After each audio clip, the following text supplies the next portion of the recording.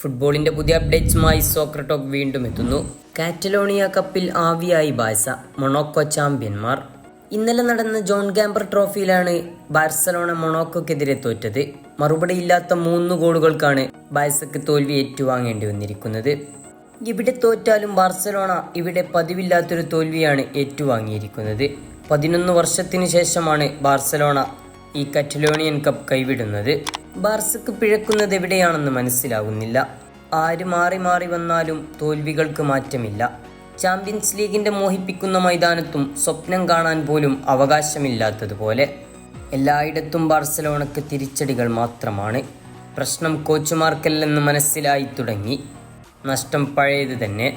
അതെ, അതിനേറ്റവും വലിയ ഉദാഹരണമാണ് Lionel Messi. Lionel Messi Barca വിട്ടതിന് ശേഷമാണ് ബാർസലോണ ഈ ഗതിയിലെത്തിയതെന്ന് പറയുന്നതിൽ യാതൊരു തെറ്റുമില്ലെന്ന് ഞാൻ പറയും. കാരണം ബാർസലോണയിലെ പല ഇതിഹാസ താരങ്ങളും പടിയിറങ്ങിയപ്പോൾ തകരുന്ന ബാഴ്സയെ ഒറ്റയ്ക്ക് ഉയർത്തെഴുന്നേൽപ്പിക്കുന്ന ലയണൽ മെസ്സി എന്ന നായകനെ നമ്മൾ പലവട്ടം കണ്ടതാണ്. പക്ഷേ അയാൾക്കും പരിമിതികളുണ്ടായിരുന്നു. അതിനാൽ തന്നെ ചാമ്പ്യൻസ് ലീഗിൽ അവസാന നിമിഷങ്ങളിലെല്ലാം കൈവിടുക തന്നെയായിരുന്നു പതിവ്. പക്ഷേ അന്ന് ബാർസയ്ക്കെതിരെ വരുമ്പോൾ ഒന്ന് മുട്ടുവിറക്കാത്തവരാരും ഉണ്ടാവില്ല.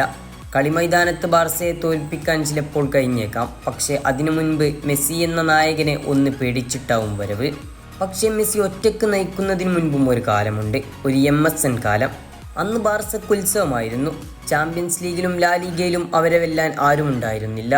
കിരീടത്തിൽ പലപ്പോഴും എത്താൻ കഴിഞ്ഞില്ലെങ്കിലും അതിനു മുൻപുള്ള മത്സരങ്ങളിലെല്ലാം മികച്ച പ്രകടനം കാഴ്ചവെച്ച് തന്നെയായിരുന്നു അന്ന് ബാഴ്സയുടെ മടക്കം. സാവിയും ഇനിയസ്റ്റയുമുള്ള കാലവും അതിലേറെ മനോഹരമായിരുന്നു. പക്ഷേ ഇന്നതെല്ലാം കൈവിട്ട് ബാർസലോണ എല്ലാത്തിൻ്റെയും അടിയിലായിരിക്കുന്നു.